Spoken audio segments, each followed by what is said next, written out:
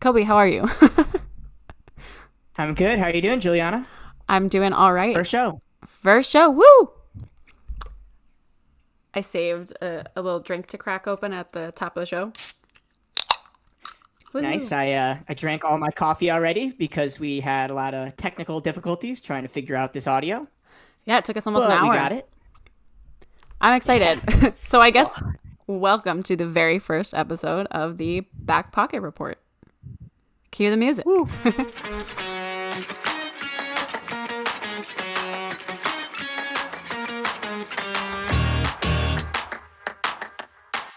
So, what inspired you to start the Back Pocket Report, Juliana? Since you're the one who kind of gave me the idea. Well, in the past 3 or 4 years, pretty much since Trump was running for office and elected, I've just become much more interested in politics, and I can't honestly say that I fully know exactly everything that I'm talking about, but it's something that I've become very passionate about and something I'd like to share with other people. And I thought, who better than my good friend Kobi from college Oh, to join me?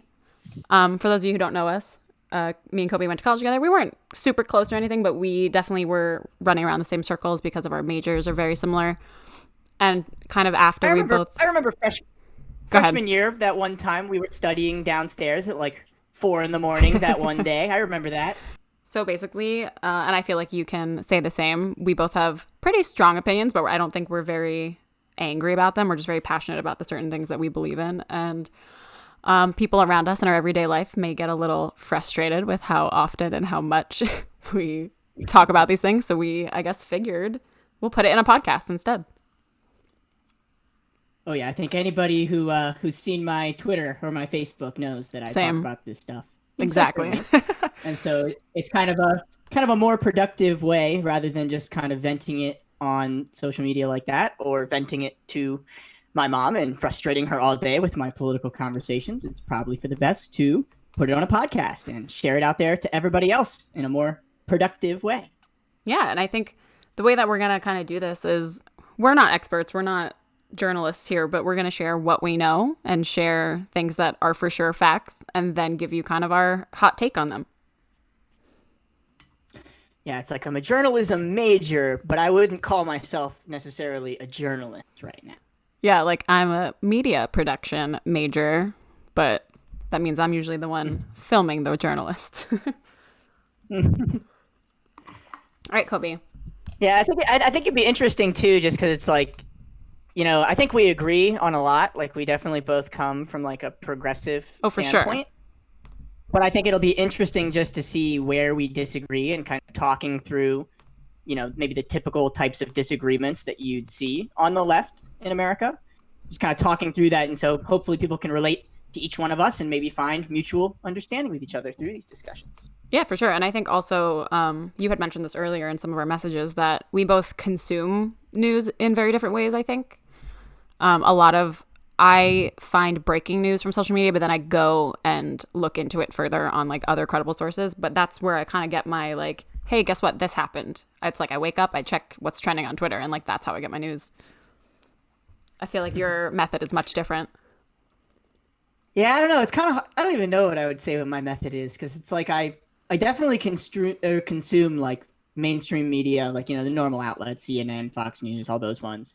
But then I feel like I also like to look through a lot of social media, like Twitter especially, is really helpful for I Mm-hmm. think finding primary sources and just people discussing, these different issues from kind of like different political persuasions. So, I feel like a lot of like our media in general kind of talks about things through like a Democrat or Republican type of spectrum. Mm-hmm. And I like to try to, get those viewpoints for one, but then I also like to try to get, maybe a third party perspective, whether Mm-hmm. it's Green Party or Libertarian, or maybe a non-voter perspective, or, maybe a socialist perspective, or even more recently, I've been interacting with a lot of communists and anarchists. Ooh, real Ooh, scary, right? scary. Cue the But cue I the think there's, ooh. those radical liberal Marxists, as some of those conservatives would say. But I think there's just like a fundamental misunderstanding of a lot of those standpoints. I think people have more of a fear of them than they should. I think they're more realistic and more reasonable. And I wouldn't call myself a communist or anarchist. I don't think I'm really like well versed enough in the theory or anything like that. I'd say I'm more of like a democratic socialist in my perspective. I was going to say, I feel like I'm kind of the same in terms of like, I don't really know enough like cemented in each party or whatever, each branch of politics to know which one I guess I check all the boxes for. But I think based off of just our conversations, I would say I'm probably around a democratic socialist, definitely not going to go ahead and 100% jump into that. But I would say most of my views are kind of fall under that. I'll say, and that'll be an interesting topic that we can talk about sometime down the line is like, because I think in general in America, people don't necessarily have the same definitions of these things. And so like, for example, typically when we talk about people who are far left in the American context, people call them very liberal. Mm-hmm. And, I think that's kind of a little problematic just in the sense that, I mean, people who are democratic socialists, there's a difference, for example, between somebody who is a democratic socialist and somebody who is a liberal. Just ideologically, somebody who's a liberal is a capitalist. They're a left-wing capitalist. Yeah, I was going to say, I feel like there's a huge group of liberal Republicans, for sure.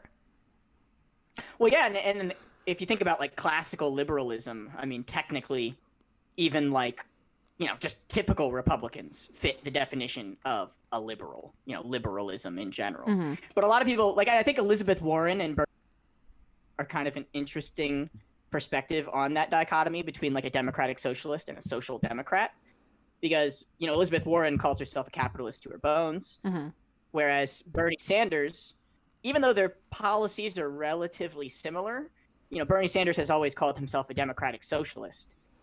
And so a lot of people do sometimes say, well, Bernie and his policies is actually more of a social democrat.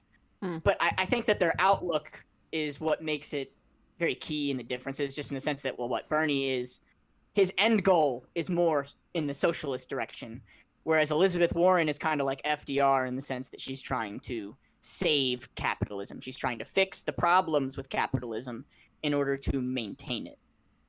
Right. And that's a whole other can of worms. We can open up that can of worms more. Let's not go too deep down that road just yet. But I do just want to the type of things we should talk about. Jump in real quick and just apologize for some of our audio is a little iffy at times. Just this is our first time, like we said, first episode, and we will definitely improve upon that in further episodes. Just a little disclaimer. Oh yeah, I mean we just got the audio working. 5 minutes. Yep, took us an hour. I'll say, but that's more of your area of expertise. I bring a lot of the political research, my obsessiveness with that, and you did a lot more audio production in college. Oh yeah, I guess I took 2 audio classes. All right, Kobi, are you ready to get into this? What's in the back pocket today, Juliana? So today we are going to discuss the unfortunate incident that happened with Jacob Blake. We're going to talk about what's going on with the USPS. We're also going to talk about Volume 5 of the Senate Intelligence Report, and then we will wrap it up with kind of our thoughts on last week's DNC and the ongoing RNC that is, I believe, finishing up either tonight or tomorrow. Yeah, I don't know. Alrighty though, let's jump in. Spent all of my night last night combing through the videos, watching the live streams, seeing everything happening as it was happening. Yeah, big oof. And so, but we'll start. Yeah, I'll say before we get to the protests, I guess we can start with what happened to Jacob Blake himself a few days ago. So, just a little general background of it. He was breaking up a fight between 2 women, and the police arrived on the scene. I don't really know the details of what happened in between the police arriving and the video that we all saw. I seem to remember reading somewhere that he may have had an existing warrant for his arrest, and that's why they were trying to arrest him in the first place, because he wasn't actually committing a crime when they showed up. He was literally just breaking up the domestic dispute. They called the police. Actually, it was at his 8-year-old son's birthday party that this all happened. Yeah. But then, as he's walking away from the officers, it looks like he's just kind of walking away, and they follow him, and he opens the door to his car. His children are in the car. Yep, his three of his 4 sons. Yeah, and his officer just, shot him 7 times in the back. which is really disturbing. I mean, I definitely don't think anybody should watch the video if they don't want to have to see that. I definitely will never forget something like that. Yeah, it's definitely rough, and the quality of the video is actually like good enough where you really can see everything. So if you are easily disturbed, I don't recommend. I just think it's so crazy because he's like one of the first people I've ever seen in a shooting who survived it. Like, right. Will actually so be able to at some point tell the story. Yeah. So that's, I guess, I don't want to call it a silver lining, but the only positive to come out of this entire thing is that he did survive, but unfortunately, it is very unlikely that he will be able to walk again. I read that the bullets severed his spinal cord and shattered his vertebrae, which is going to leave him likely in a wheelchair for the rest of his life, which is rough. Well, it reminds me of an old lifeguard saying we used to talk about, I'd rather be alive with a broken back than dead with my spine intact. So that's definitely fair. good that he's still here. But, and after that incident happened, of course, the residents of Kenosha, Wisconsin were very upset.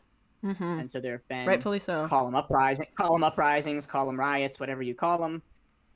Protests where some protesters are peaceful while other protesters are maybe burning things, breaking buildings, breaking cars. And, I think the anger is definitely justifiable. I mean, how many police shootings have we seen where no justice ever gets had? Nothing happens, yeah. I'd say Breonna Taylor, we still don't have any charges for the killers of Breonna Taylor. It's been months now at this point.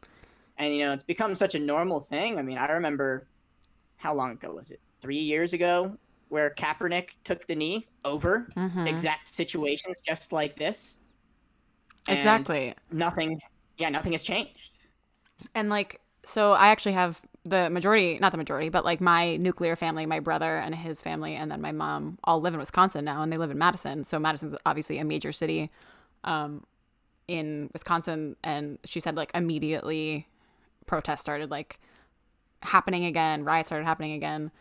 I'm always weary to call everything a riot or everything a protest, because obviously there's a little bit of a weird, for some reason, disparity there where people just refer to them as riots or refer to them blankly as protests, when obviously those things change. Things are protests, and then they either something happens where they are declared a riot, or something incites either the protesters or the police to interact with each other in a pretty violent way. Well, yeah, and oftentimes I think the language with how we talk about kind of comes from where your bias is on the situation. That's true. So that's very true. A lot of people who call it a riot are the people who maybe have a negative connotation of what happened in general. Exactly. Whereas if somebody's calling it an uprising, it's kind of like you're saying that it was justified what the people were doing and reacting. And I think it needs to be clear because, a lot of times when people talk about riots, they'll say things like, the violent riots. Mm-hmm. But what's missing from their definition of violence is physical harm to other people. Yes, that's generally, most of the time, the violence that they're talking about is property damage. Now, I will say on the first day of the protest, I do think that somebody threw a brick at a police officer. Don't really know the context of how that happened. But overall, it was mostly just fires and, rocks being thrown. Nothing seriously violent was happening. But then last night, the dynamic of the protest completely changed. So last night being, Tuesday night this week, where, when I started watching the live streams, there was not only police and National Guard, but now there were militia groups. Oh, they actually doubled the National Guard presence in Kenosha after that. Yeah, I heard there's troops possibly coming tonight as well. Yeah, and again, from the same source that said that there were, I believe, 30 fires set. But again, going back to what you were saying, property versus people. No, I don't think anyone should be destroying businesses and things like that. But I get it. I get the frustration, and I get that it's definitely different than hurting an actual person versus property. And it's just, I feel like people don't think about that. They don't think about how frustrating it is that when you try to fight for something for so long and nobody listens to you, it's leaves you in this what else can I do kind of attitude. And again, I really get I want to really put out there that like, no, I obviously don't think like burning buildings down is okay, but I get it. I understand. I guess, well, I'll give a little bit more of my first hot take here. Here we go. That, I don't think that it's unjustified. When I see things like this happen, I kind of think of it like, like the Boston Tea Party. And I think the media kind of feeds the mentality because, I mean, there's been peaceful protests. Oh, 100%. All the time over these issues. I mean, Kaepernick's protest was completely peaceful, and he got berated for it. But then typically when we're out in the streets protesting peacefully, the media doesn't cover it. The media doesn't talk about it. But if you light a building on fire or you break a window, all of a sudden, all of the media flocks in to cover it, and the media coverage brings more attention to the issue, which brings us closer to a solution to the problem. That's true. So the reason why people light fires and do these destructive things is because we've been trying this peaceful protest for a long, long, long time, and it's just reaching the point where what else is there to do? Yeah. Level because what else is there to do? There's no other way out.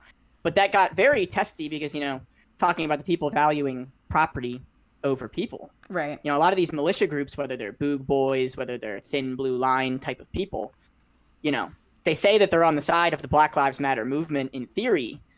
But then in practice, when they come out to these cities, they are going to use violent force, deadly force, guns, against people who are vandalizing or breaking things. And so last night, that person, what was his name? It was Kyle. Don't remember his last name. Kyle something, the one who did the shooting last night. He shot a man in the head because he was breaking into cars. And then you see in one of the videos, the gunman is on the phone and he starts running away like, oh my gosh, what do? I just killed somebody. And then there's another video. You see him running away and now people are chasing him because they know that he's the gunman that just shot somebody in the head. And, he trips and falls. And so the other people go to tackle him and take his gun and he starts shooting them. So hold on, Kobi. So I'm super unfamiliar with this actually right now. So who was this Kyle person? Was he a protester or was he one of those other militia group people?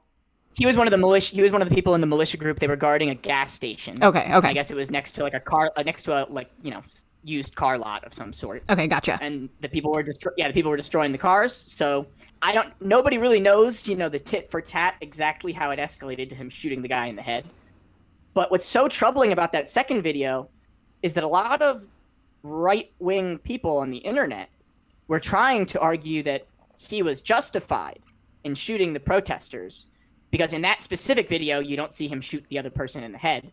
So it just looks like he's getting attacked for no reason, right? Yeah, exactly. It looks like he just falls down on the ground, and in self-defense, their argument is that he shot back to protect himself. Now, that's completely ignoring the context of these people just witnessed him shoot somebody in the head, and they're trying to disarm him. Right. But what's even more troubling is after that happens, he walks right up to where the police are, puts his hands up like he's about to turn himself in, and they didn't take him. And he ended up getting away. They caught him today, the next day in Illinois. That's honestly wild. So this man shot somebody in the head and then walked up to police and got away. Yep, they didn't arrest him. And earlier in the night, there was coordination between the police and the militias where you see this specific guy, the gunman, earlier in the night. The police threw him a water bottle and said, "Thank you guys so much for being here. We really appreciate your presence." And a different militiaman earlier in the night had said, "Yeah, we were talking to the police earlier in the day, and they said that their strategy was that they were going to push the protesters towards us because we can handle them, and then they're going to leave." And that's exactly what happened. The police pushed the protesters towards the militias so to put it in context, the police were guarding, federal property, they were guarding government buildings, and the protesters were guarding private property, so businesses. Mm-hmm. And so they pushed the protesters towards the militiamen, and this is what happened as a result. Gotcha. And it's just, it's really troublesome because, with all the tensions that have been happening between, whether it's the Black Lives Matter movement and, this right-wing reaction to it, it's scary to think about. A lot of people, I don't want to say civil war, but a lot of people are worried that this type of thing. Oh, I've been like worried about a second civil war, like for the last year or so. Like it truly feels like that's the amount of tension that is kind of going on in the States right now. It's definitely scary. It didn't seem like, I mean, I remember we've been talking about that since Trump got elected. Yeah. And I remember at the very beginning, I thought it was almost hyperbolic. But since coronavirus completely changed the tone of everything. And then last weekend, I saw a protest in Portland where you see, Black Lives Matter protesters with their shields. And then you see, QAnon and Proud Boys. Jeez, that could be a whole other episode. These protesters are shooting paintballs at each other, throwing bags of at each other, and the police again are staying out of it, completely out of the situation, just letting the two sides, clash with each other. Mm-hmm. And it's just oof. But I mean, we'll get to it later in the show when we talk about the pocket full of sunshine. I do think that there's a silver lining, some news that broke today. We'll discuss that later, though. Oh, I have a feeling that my pocket full of sunshine news is significantly more insignificant than what you have to say. Yeah. It was really hard for me to even think of anything until today. So, mine are some just like happening. It's so negative. Mine are just like two very small environmental little wins. But we'll get there. But hopefully, the Black Lives Matter movement, it seems to be gaining momentum these days. I mean, it does give me hope. And I think that even with how dark it seems with what happened last night, I do think that more of the country is waking up to what Black people have historically gone through in this country and the systemic problems that still are with us today. I think that all of these situations happening since coronavirus, since Trump, I think they're really starting to illuminate those historical problems. 1,000% for sure. I have a question that I feel like I want you to answer. What would you say to those who feel that Black Lives Matter equates to anti-cop? What would you say to those people? Ooh, I mean, that's a loaded question. Because in a way, it's anti-cop, but in a way, it's not. I don't know if that makes sense. I feel like it's not anti-individual cops. It's anti. This is my answer. It's not anti this individual person who is a cop. It's anti the system that kind of doesn't allow for individuals to necessarily do the right thing always. Exactly. I mean, that's why when people say, ACAB, all cops are bastards or all cops are bad, it's not to say that each and every single officer is, the horrible scum of the earth, douchebag type of person that we think of when we think of like the stereotypical bad cop. The point is that all of them are enforcing a corrupt system and they're enforcing corrupt laws on people. And especially because of the blue line, the blue wall that exists where even the so-called good cops are not speaking up against their fellow officers who are doing atrocities. You end up in a situation where the people who think of themselves as good cops are complicit because they're not, doing what's necessary to fix the problem, to fix the system itself. And I think a lot of people underestimate, and this is where we're talking about, the anti-cop part of it, because there are two different sides, I guess you could say, to the Black Lives Matter movement. I'd say the central part of it, the actual organization itself, Black Lives Matter, is an abolitionist movement. So they are people who, in the long run, they don't want cops to exist. They're people who, in the long run, who think that if we can cure the root causes of crime, there isn't a need for police anymore because police exist to just react to crime. They don't actually solve crime from happening. So you have these people who actually started the Black Lives Matter movement. And then you have the more liberal people, so the Black Lives Matter movement themselves are more Marxist. Then you have the liberals who are more reformist, you could say. They're people who want to reform the police department to make it better, but they don't have a long-term vision of getting rid of police entirely. And, you could say a lot of activists would say that that's not really the end goal of Black Lives Matter. But that's why you almost have, this discourse that's happening around that topic, and defund the police is kind of in the center of it all, where defund the police is something the abolitionists want to do because they want to get rid of the police entirely. But defund the police is something that reformists are scared of doing because they think it sounds politically scary to people, the idea of, defunding the police. oh, what are we going to do without police? Right. But in a way, it's almost a compromise because it's not abolish the police, you know. Right, exactly. The abolitionists want to abolish, but they're willing to settle on a compromise, which is defund. So that kind of would appeal to both the reformist side and the abolitionist side. But it's really difficult to kind of bridge that gap because the reformist side is scared of the political outcomes. They think that that's going to play into Donald Trump's hands. Mm-hmm. And I think, I mean, I know there's lots of talk about the wording of defund, but I do want to just give I think this is where we might have a little bit of a, not like a disagreement, but where our views differ, just because I do have family who are police officers and stuff like that. But I fully understand that the system is messed up. The system does not allow good cops to really go ahead and be good cops. And it's so hard for me because I know the people that I know who are cops. And I know that they're good people, but I also, I can't say for sure that if they were in a situation where it was like defy your higher up because of your morals or like lose your job and stop being able to provide for your family, that's where my brain starts to go, okay, well, I don't know. I fully agree with we need to have more duties given to like social workers and people like that instead of police. I'm on board with that 100%.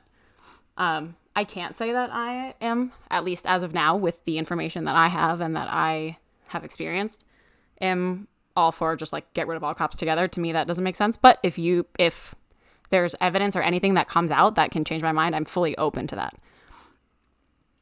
Yeah, so I don't want to make it seem like, you know, I'm the expert on abolitionism because, you know, I'm new to the movement. You know, I just recently discovered what abolitionists believe, you know, just a few months ago when George Floyd died and this movement began. It's when I've always had a feeling that I just didn't really trust cops, but I didn't really connect it to this movement until recently. But I think that's one of the misconceptions people have about abolitionists is that people think that they want to, tomorrow afternoon, we pass a law where all police are gone. Oh, yeah. No, I know that it's like a whole process.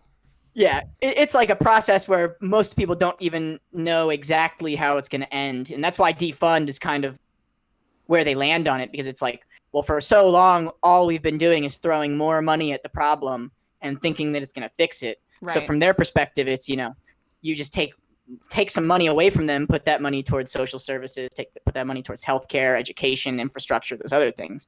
And so that abolition would be a slow process where, you know, while you're doing it, you see the fruits be bared while you're doing it. You know what I mean? As you defund and invest in these other things, you'll see crime rates drop because now you're solving the poverty. That poverty is the central cause of it.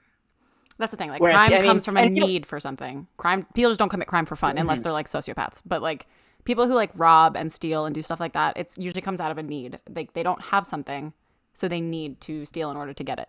And that, going back to exactly what you just said, that is a lot of that stems from poverty and the certain systems that keep certain types of people in poverty. Mm-hmm. Yeah, I mean, I think there's a book called The End of Policing by Alex Vitale. Admittedly, I haven't finished it yet. I've only read a little, but in it, he kind of talks about how, you know, 95% of a cop's job is the really boring, you know, tickets, just walking the streets, just looking around. Paperwork. And that those violent, you know, sociopathic type of people are a very small fraction of what a cop's actual job is. Exactly. And so if you didn't have police responding to domestic violence, if you didn't have police responding to mental health crises and all these other things, if you put those responsibilities towards other people, you know, the police don't need as much funding. And if you have people who are more peacefully managing these, you know, problems instead of violently handling the problems, you know, maybe we'd have better outcomes. Right. I guess to kind of wrap this section up, my personal opinion is that I am kind of the person that it's like, I really don't know what to think about a lot of things until I'm kind of given, until this like plan of how everything could possibly work and what could be made better, what would be the cons of it. Like I so often on like certain issues like this where I'm like, okay, I have family who is in law enforcement and I know they're good people, but also I'm watching all of these things happen online. They're not isolated incidents. There's no way that we could have this many videos of things like this if they were just, oh, that was just one bad cop. Like, obviously, there's an issue with the whole system. But again, like I said, like I don't know what to think in terms of defund, abolish, and things like that until I'm like given this, like, I know this is like a lot to hope for, but like this plan of this is what we would do, this is what we should do, and this is how it will affect life and things like that. And that's something that I struggle with a lot. It takes a lot for me to like really fully form an opinion on certain issues like this, just because it's so hard to like wrap my head around.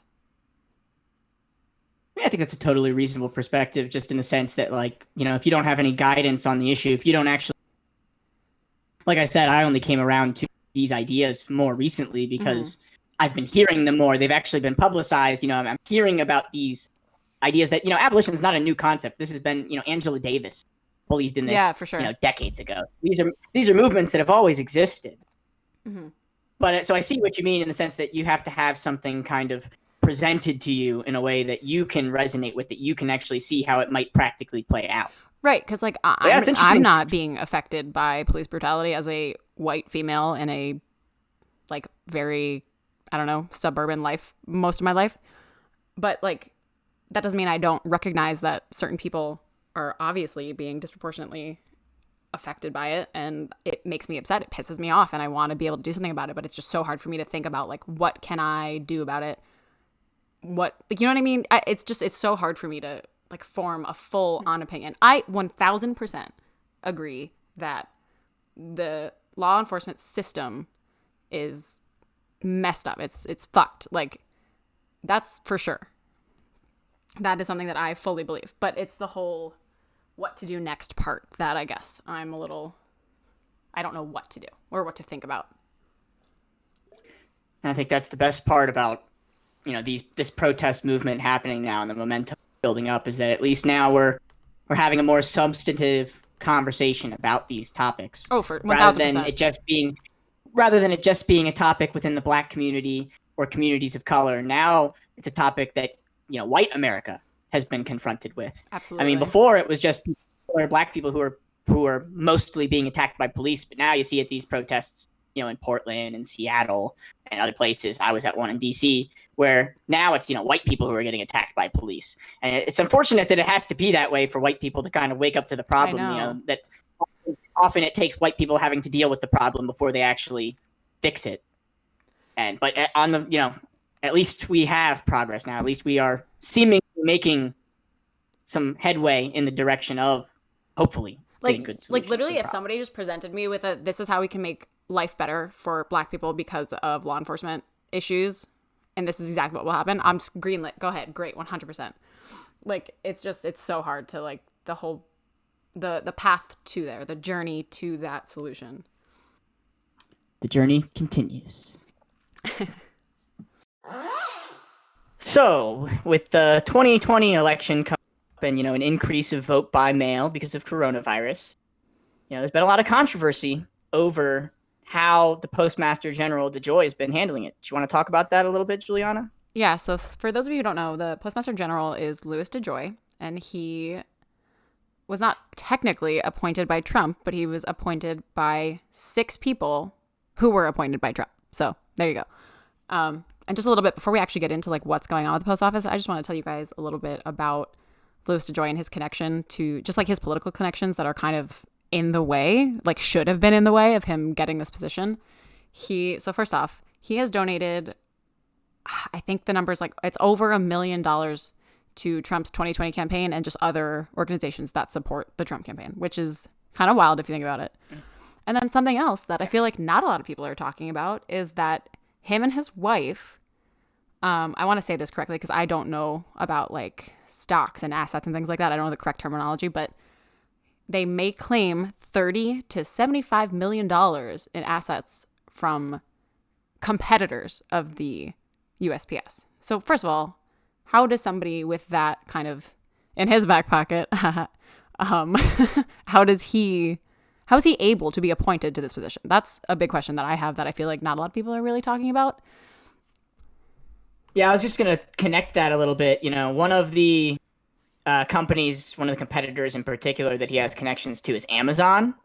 And even just UPS. Like, they have assets in UPS, which is like wild to think about. And so I think here I have a quote where he kind of talks about how he made it, quote unquote, ethical, how he got around this conflict of interest. So he said, Morgan Stanley told me I had to recuse myself from reviewing a number of contracts or sell the stock, DeJoy testified. I called our broker to sell the stock, but I did not buy options. I actually bought covered calls back at a loss. So then Rashida Tlaib, Congresswoman from Michigan, she pressed him further, talking about how he had purchased between 50,000 to 100,000 covered calls in Amazon. I can't really explain what a covered call is. I don't particularly know. But she said, quote, "So you'll have to make a decision regarding this financial interest. This appears to be a classic example of conflict of interest. Will you commit to divest any and all financial interest in Amazon to avoid illegal insider trading?"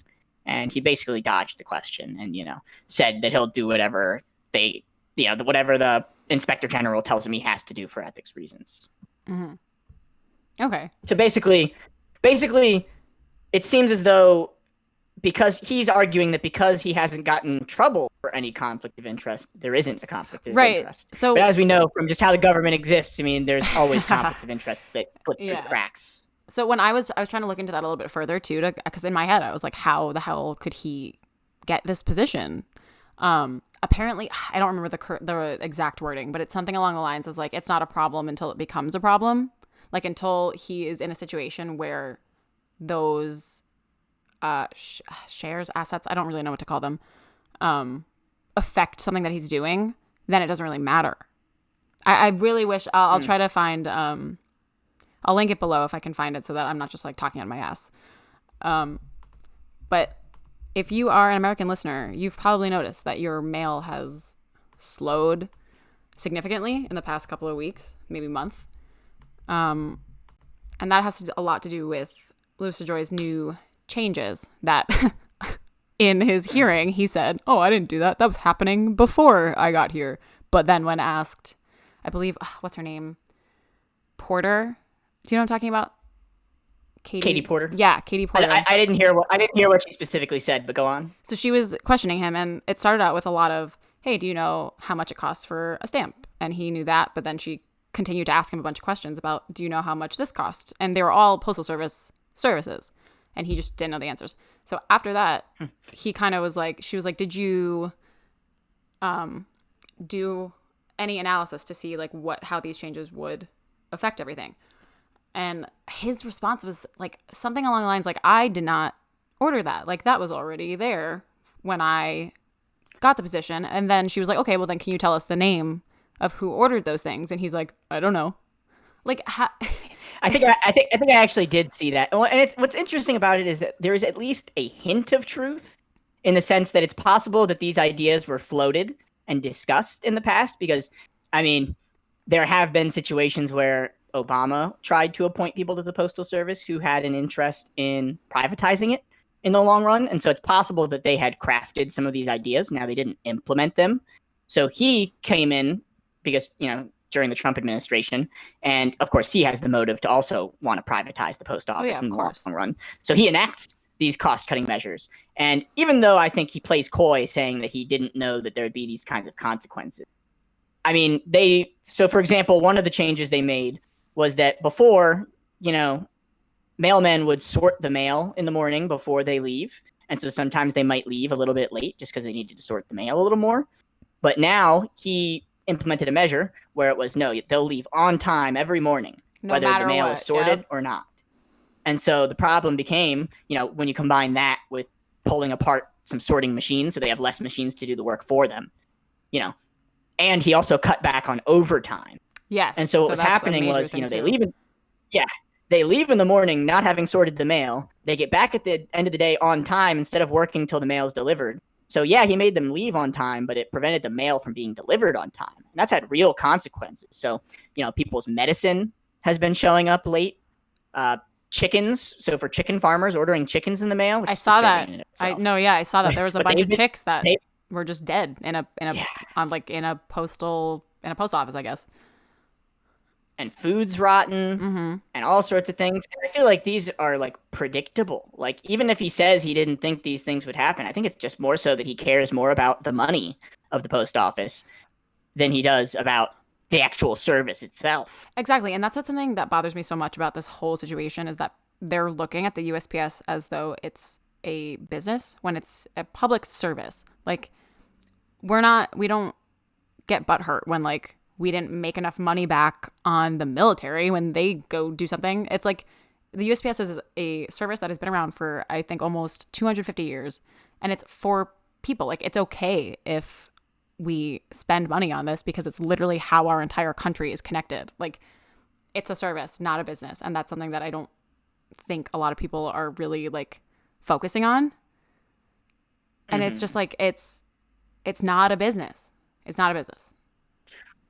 It's just so horrifying, you know, all of this happening at the same time as we have Trump out there talking about how he doesn't like vote by mail and he thinks it'll be fraudulent, thinks that the mail is going to be late and it's going to make the results invalid and all sorts of stuff. And it's like, but if these measures are causing the mail to be late worse than ever before, right around the same time as the election, it's almost like the problem that he's talking about is being created in real time. I mean, I did not think we would actually see pictures of a sorting machine taken apart in the parking lot or a mailbox that's been taken off the street exactly corner. It's like right around the same time that Trump's talking about the election being rigged. I mean, it seems like they're just setting the stage for that narrative. Yeah, like, and like I had a family member call me and was like, I don't know how to feel about mail-in voting because I was like, are you afraid about the post office not being able to handle it? Are you afraid about fraudulent ballots? And they were like, well, kind of both.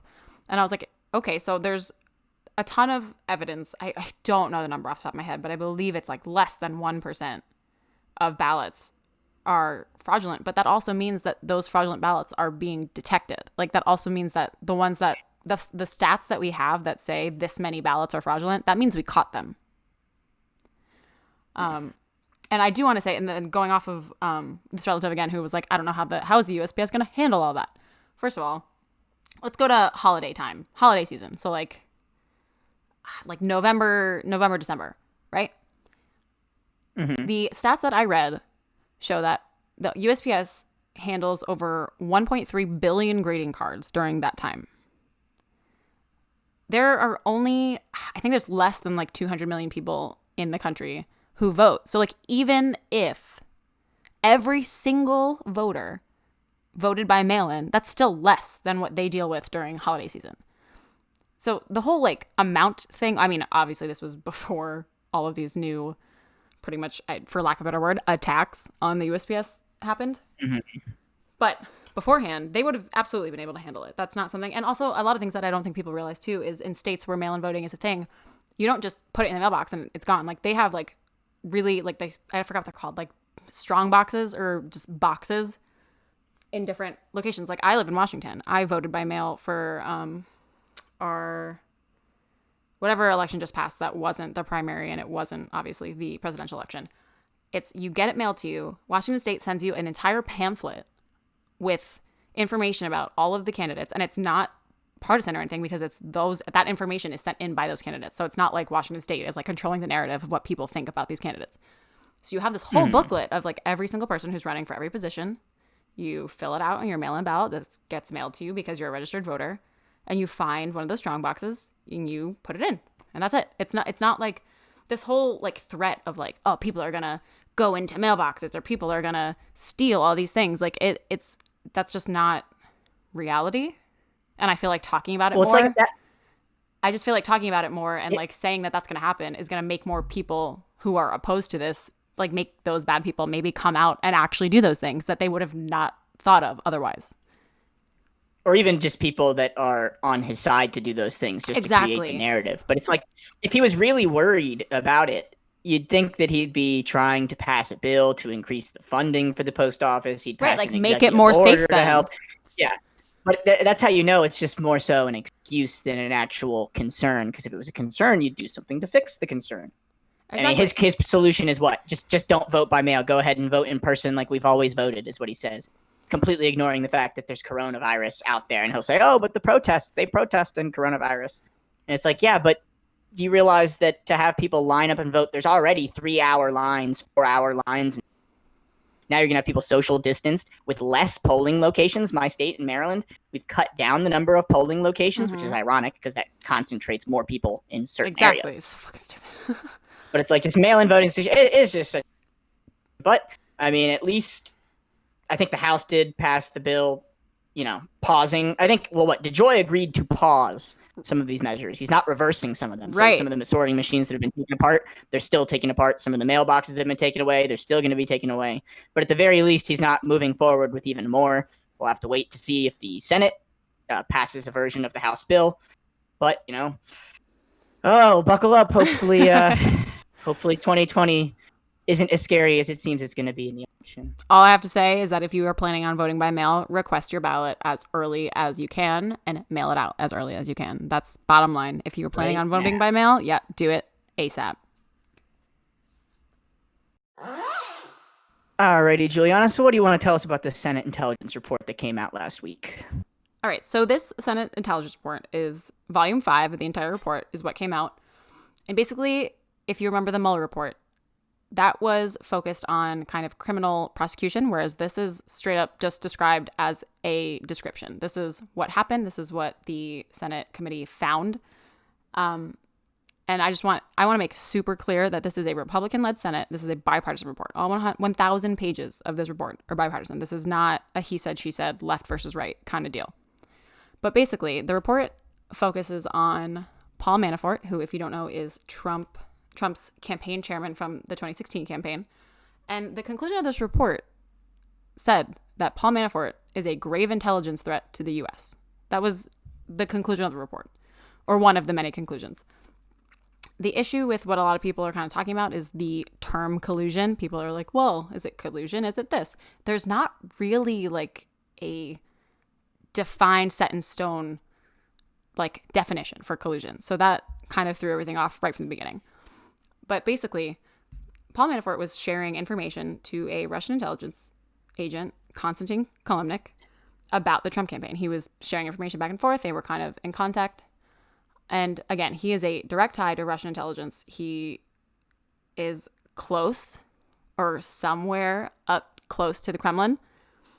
And that obviously is a red flag. Anybody in politics in America kind of secretly working with a Russian intelligence agent, that's just red flag overall. A big concern was whether or not the Trump campaign knew about these interactions. That was, again, that whole collusion term comes into play because it's 100% Russia was involved and kind of messed with our election. That's not really up for debate based on this report.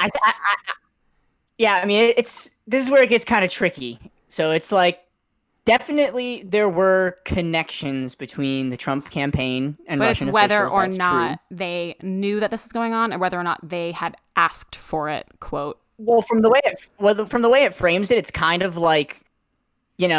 they don't have any idea whether they were actually working together. Exactly. It's just kind of that the Trump campaign was kind of what's the word? Incompetently sharing information with some of these Russian officials, but. I do have to backtrack a little bit that I think that just because it's a Democrat and Republican, bipartisan report, that doesn't mean that there isn't an ideological bent to it, or it's.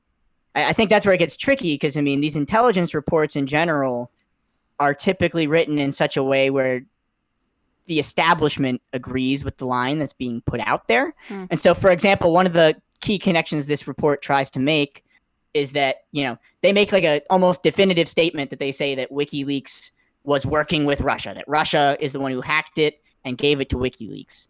But I think the problem that we have is that there was never any evidence clearly showing what makes them believe that it was Russia who gave the information to them. It's just kind of something they say authoritatively and they want us to just believe.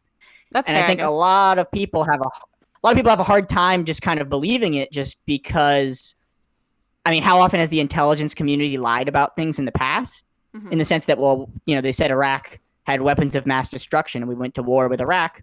And then what happened? They didn't have weapons of mass destruction.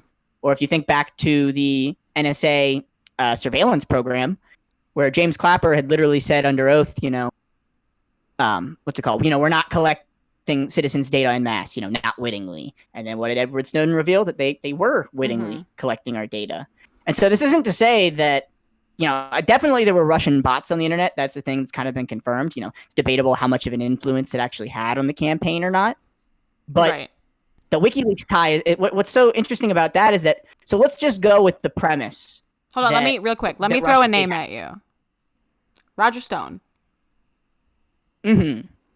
Yeah, definitely. He's one of he's the connection that they try to make the biggest connection with WikiLeaks, because he had, sent messages on Twitter to WikiLeaks. But as far as I know, there's no clear evidence from any of those messages that they were actually collaborating. Right, and that's what that's what the report says. The report says that it's believed he had calls between him and Trump around the time that the WikiLeaks thing was happening, and the report, they believe that those calls were about WikiLeaks. But also, I definitely think Roger Stone was the one feeding the information to Trump. Definitely, I think true that Roger Stone, because Roger Stone, if I was following his Twitter account at the time, I saw what he was posting. I mean, he was definitely hyping up WikiLeaks for a while, so he probably was the one, talking to Trump, trying to get Trump to talk about WikiLeaks, because, they released these DNC emails over the summer. But still, I think it's really important. I need to make this point that even if, let's go with the premise that Russia is the one who hacked these emails and is the one who gave them to WikiLeaks. We don't have clear evidence that that's the case, but that's what they say. Let's just go with that. I think what's so problematic about the narrative is that it was used to cover up the information that was in these leaks. Because it's really important to remember that the WikiLeaks emails showed that the Clinton campaign had control over the financial and strategic wings of the party before the primary had even happened. Mm-hmm. So Hillary Clinton's campaign was controlling the Democratic Party before she even won the primary against Bernie Sanders. And people within the DNC were actively trying to hurt the Sanders campaign. And so what was so frustrating to people like me who had actually read these emails, and nobody denied them being authentic. Hillary Clinton admitted that they were real. She just said, they're Russian hacked emails. Don't look at them. Just ignore them. Right. But to me, the biggest metaphor that I see to that is, so imagine, your boyfriend or girlfriend is looking at their phone and you suspect that they're cheating on you or whatever. So you secretly look through their phone, but you actually find evidence that they are. It was definitely wrong. It was wrong of you to invade their privacy, but don't you almost feel justified in having done so because of the evidence you found? And so if, for example, Russia had hacked Hillary Clinton, but there was no embarrassing emails there, they hacked her and there was nothing, they wouldn't have released them. You know what I mean? It would have been pointless. The only reason that had any impact on the election, which it did have an impact, the reason it had an impact is because the information that came out was so embarrassing. And that's what's so frustrating about the Russia narrative to a lot of people like me who are not, Trump Republicans. We're not trying to help Trump at all with this narrative. What was so frustrating is that they would silence people like us trying to talk about the emails by saying things like, oh, you're just a Russian bot. You're just a Russian puppet. You're an unwitting agent of Russia. How dare you try to help Trump get elected and hurt Hillary Clinton? Right. And they completely deflected from all of the information in that. And that narrative led to a ton of conspiracy theories where, they kept continuing with this grand narrative that Russia is the one who controlled our election and threw it to Trump. And they went on with this for years. Sometimes CNN ran stories that were actually untrue and had to retract them. And so this Russiagate story has continued on and on and on for years. And yes, there is a little hint of truth in the sense that there are connections between the Trump campaign and Russia. Mm-hmm. But the problem is this story has so many legs to where it can go, as in there's a truth in the central part of it in the connections, but then tons of people make theories out of it of, well, Russia has a P-tape of Trump, or, Russia is definitively the one who gave these emails to. They extrapolate from the real, true information and create these narratives that are not necessarily proven or borne out by all of the facts. Right. And I think this report is important to give time to, but it's not going to change anything. It doesn't actually change anything. This isn't going to lead to an arrest or a definitive, yes, there was Russian collusion and the Trump campaign was in on it.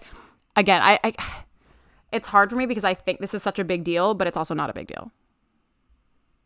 Yeah, I mean, definitely for a long time, for a few years there, that's how it was every day. Oh, is this the new report in the Russia story that's going to finally bring down Trump? They kind of made people believe that for a few years. Mm-hmm. And I think now people have just reached the point where they just don't think anything's going to come out of it.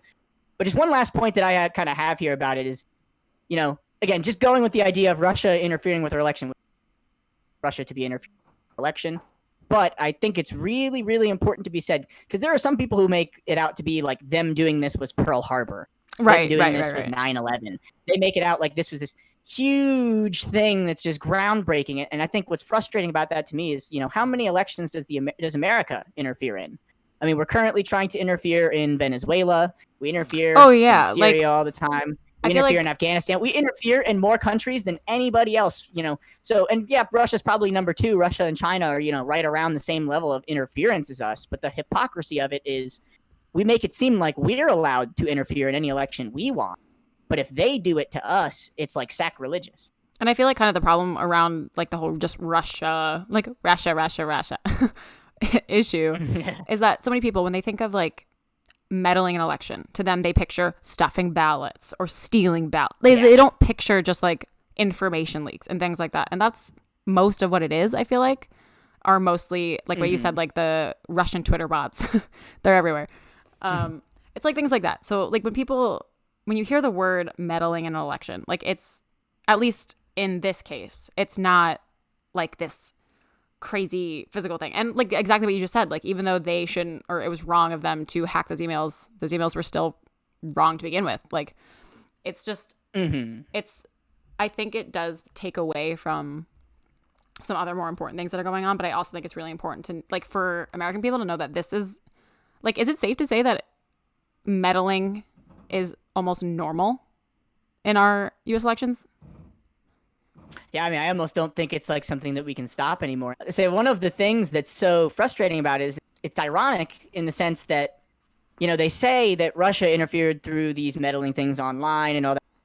But the irony is that those emails, specifically the WikiLeaks emails, they showed the Democratic Party interfering in their primary in the same way. And the defense often given by the Democratic Party was, well, no, it wasn't rigged. We didn't change the vote totals. We didn't stuff the ballot boxes. That was their defense.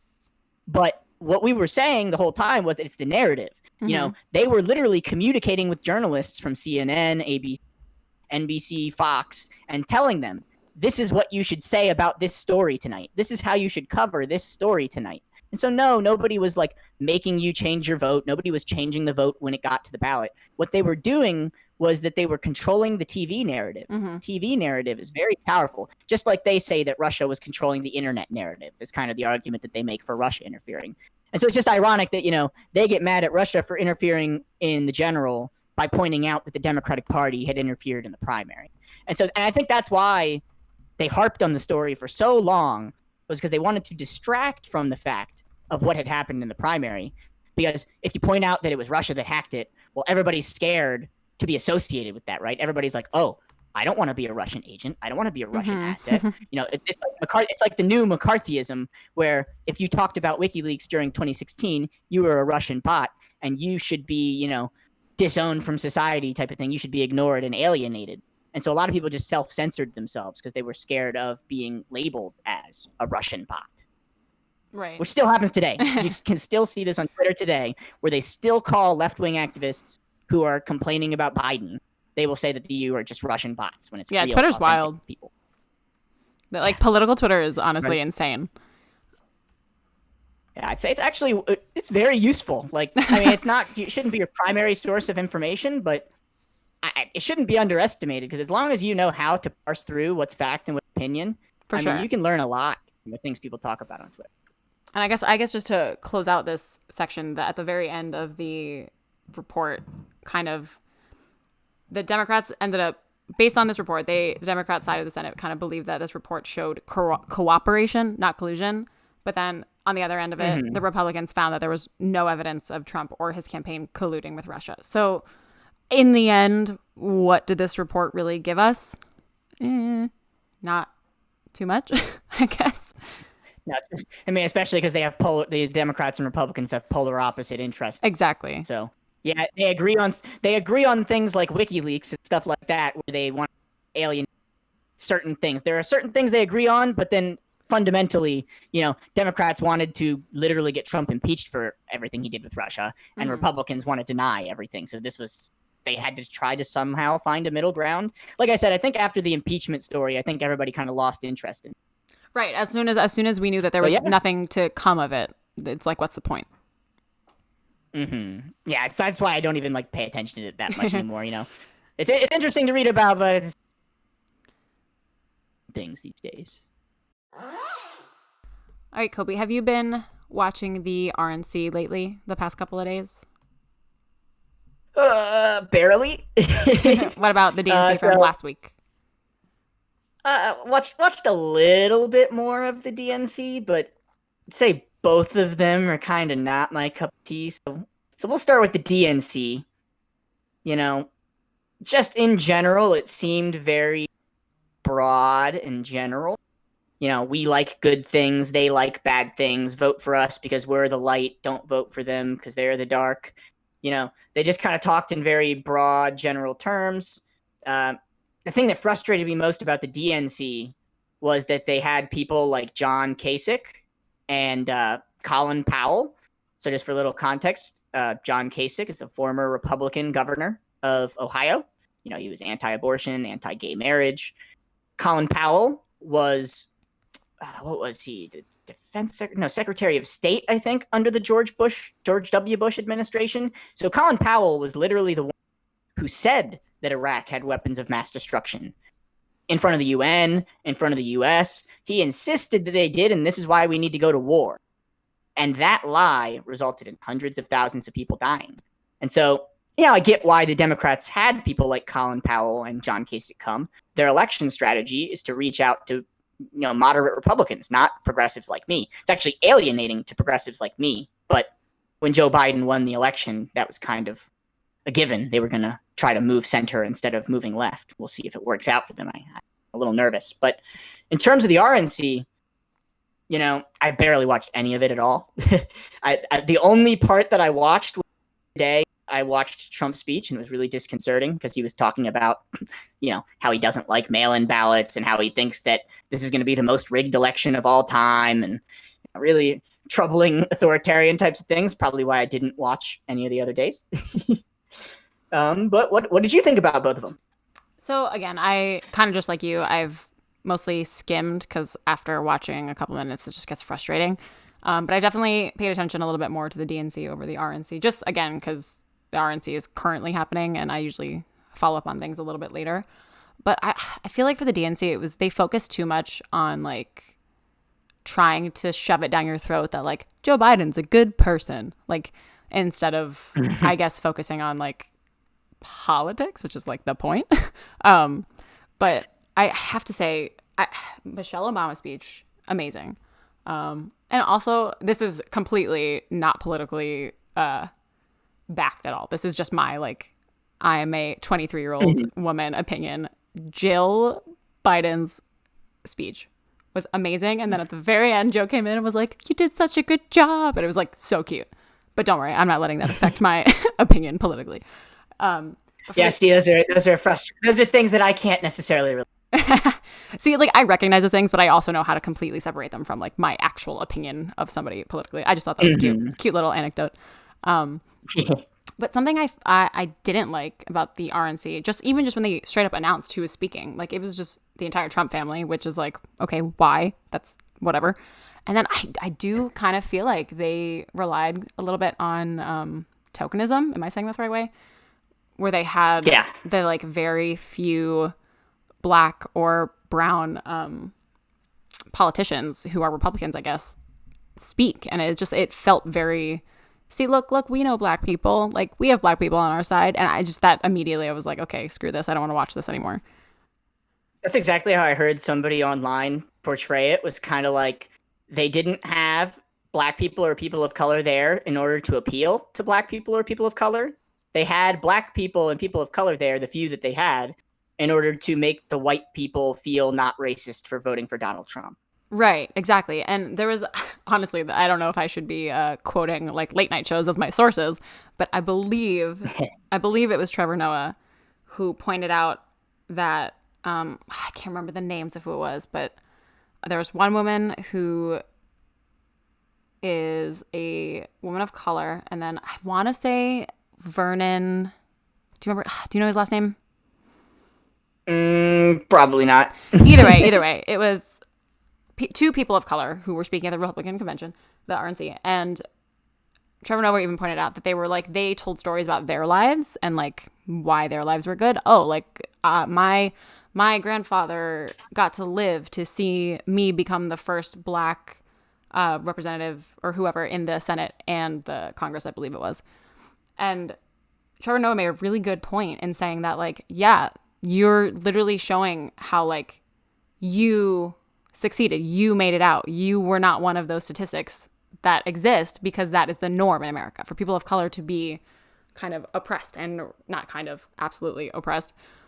And they're just kind of flaunting that it's like, hey, I made it out. I did fine. So you must all be doing fine. Like, it was just very, I don't know. It just made me so mad. And I was just like, how can you stand up there and say that and be like, well, because my life turned out great, that means the rest of you Black people are fine. Like, you'll be fine. Like, that's just that's like the American dream, though, the American myth. Right. Pull yourself up by the bootstraps. Anybody can do it. Come on, Juliana. Except people of color start from a much, much farther away starting line. Yeah, they don't even have the boots. Exactly. So you could say it better than I could. Yeah. So who do you think will win the election, and who do you want to win the election? And if you're willing to say it, who are you going to vote for? Yeah, of course. I think it's no secret that I will vote for Joe Biden, literally just because I cannot. We as a country cannot deal with another 4 years of Trump. It's just, we can't. And according to him, we can't deal with him for another 8 years, because he deserves a third term. But I will have to say is I don't dislike Joe Biden, but I definitely wouldn't have picked him. Like, I would have 100% been all for Bernie. I'm, like you said it earlier, you're like definite progressive. I would say I'm pretty much progressive. I feel like, and I think you and I had a little exchange on Facebook actually about this, that what we consider left in America is pretty much center, or even center right in a lot of other countries. So when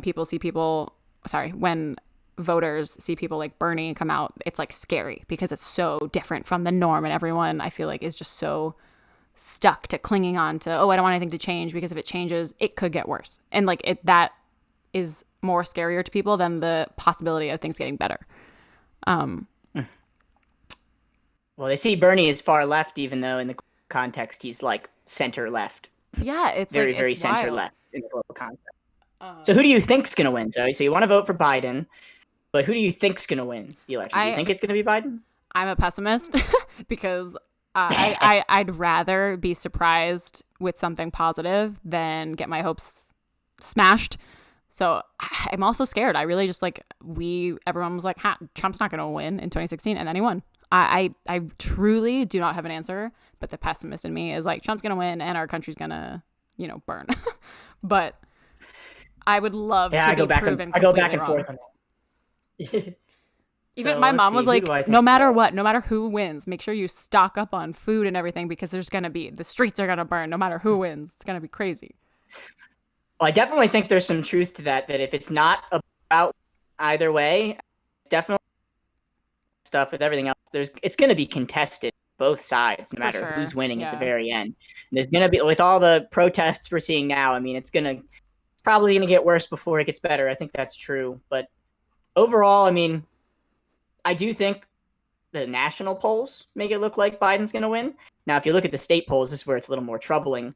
Is that a lot of the swing states like Wisconsin, Pennsylvania, Florida, North Carolina, a lot of these states, Biden's actually winning by a smaller margin than Clinton was at this time. So it's a little troubling, not necessarily definitive of what's going to happen.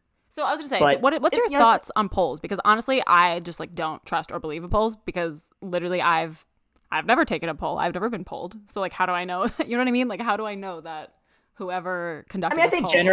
I think generally they're close to being right, I think. I mean, a lot of people made a big stink about in 2018 the poll being right, and the national polls actually were kind of right in the sense that they had Hillary winning by about 2 to 3% nationally, and that's how much she won the popular vote by. Now, all of the state polls, again, state polls weren't that inaccurate either, in the sense that a lot of them had, Hillary up by 2 or Trump up by 1, and so they're all within the margin of error. So actually, they played out roughly as it was supposed to. But I kind of get the fear of polls not being right, in the sense that, well, what if people lied to the pollster? I've never heard from a pollster either. Mm-hmm. But this election, I don't know, it's a really tough election.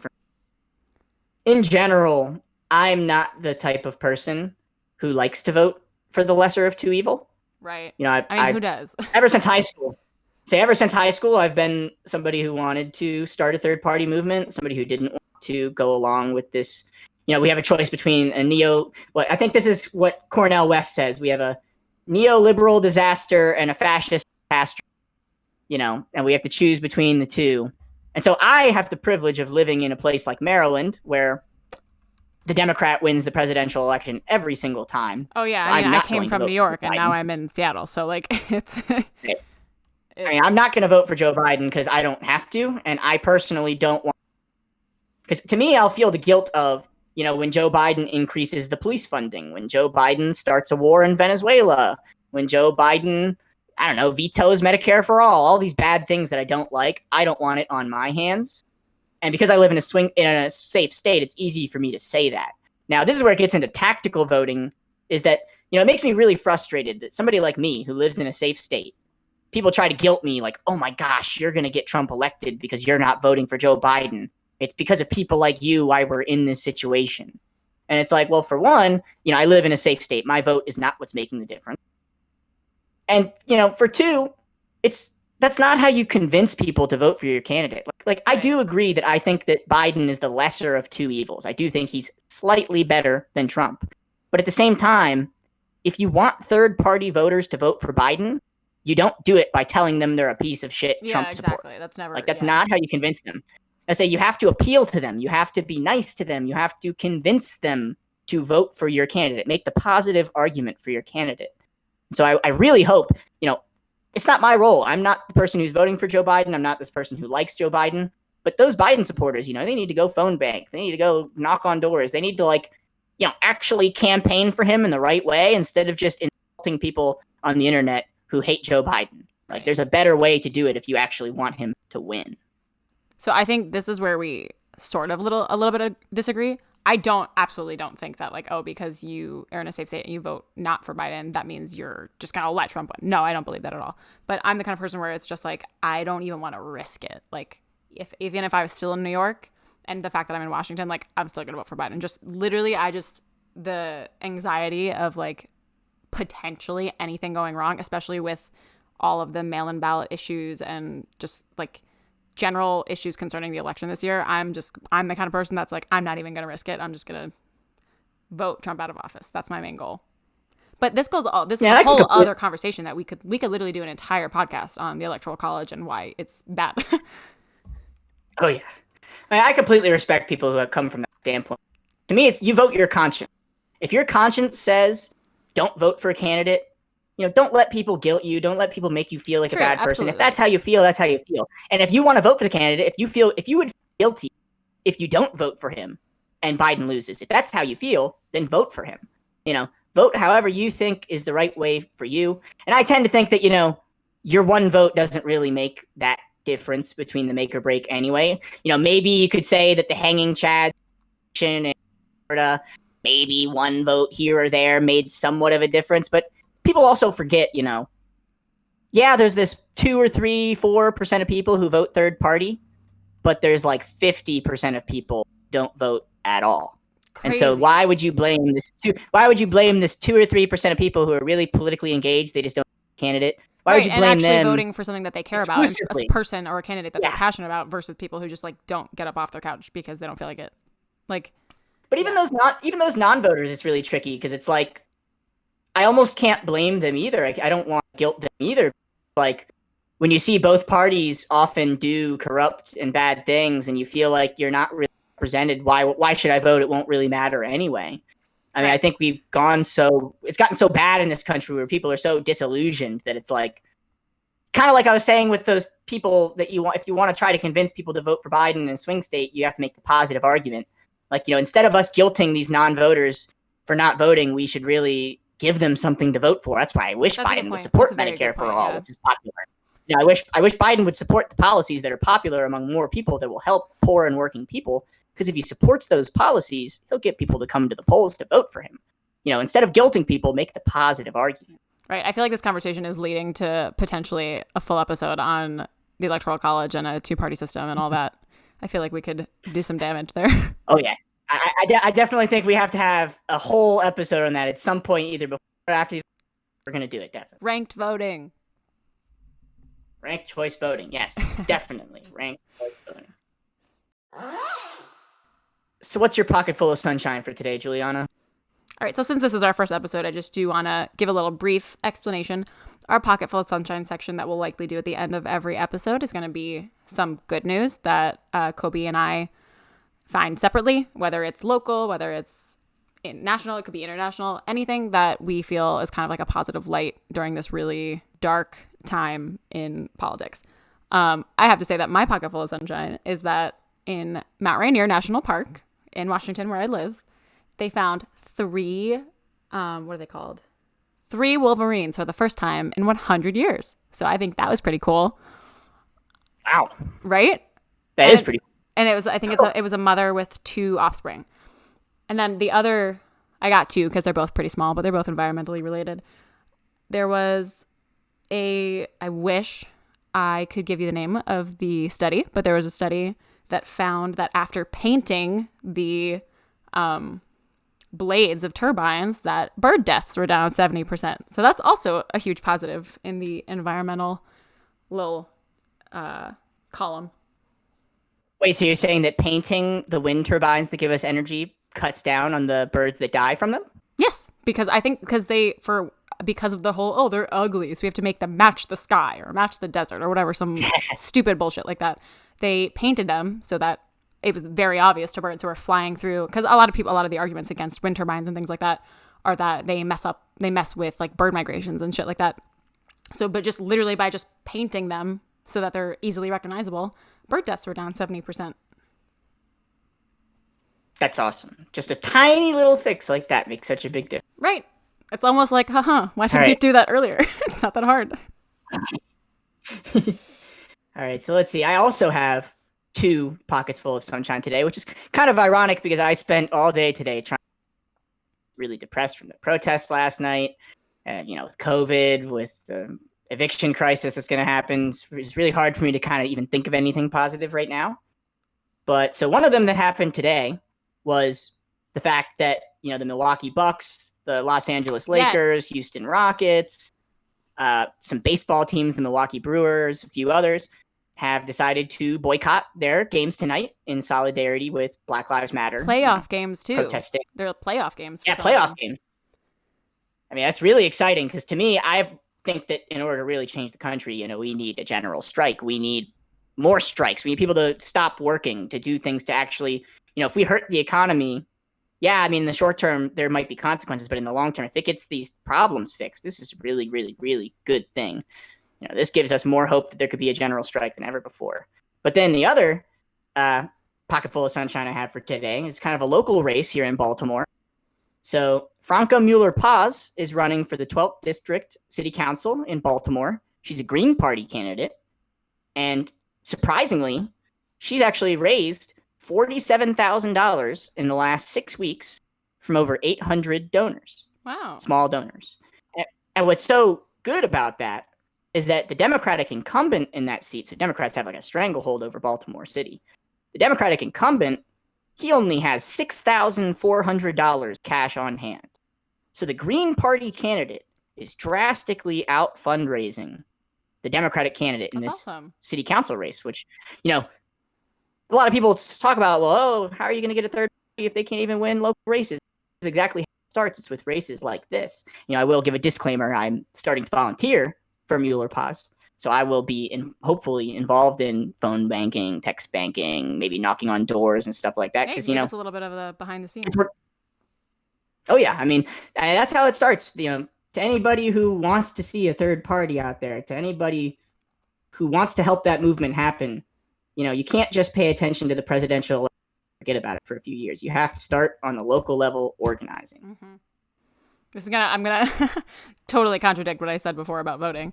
But here in Washington, for the gubernatorial election, there was a Green Party candidate running. And while I was flipping through my Washington State pamphlet, I was like, wow, I really like all of her platforms. I really like all of her things. And I did the whole, Jane's is gonna win anyway. So you know what? I'm gonna give her my vote. And I did. How much did she get? Do we have the results of that? Oh, she did not. It was Jay Ainsley won. But I do think she. Oh, yeah, that race. Yeah. Yeah. Well, it's interesting, bring that up because you live near Seattle, and Seattle has Kshama Sawant from the Socialist Alternative Party, and she's a real powerhouse there in Seattle. She actually a lot of influence over what the city council does in Seattle. Mm-hmm. So that's really a good example again of a third party on the local level actually influencing things. And so we can run presidential candidates, usually success in different states and all sorts of things like that, but we really need to focus on our local races because it'll trickle up from there. Yeah, that's where it starts. All right, guys, that is just about all we have for you today. If you enjoyed this podcast, make sure you give us a like and subscribe because this will be on YouTube. We will end up on Spotify eventually, and we'll be sure to let you know. You can check us out on all of our social media platforms that will be linked below. Next time you're looking for news, don't forget to check your back pocket.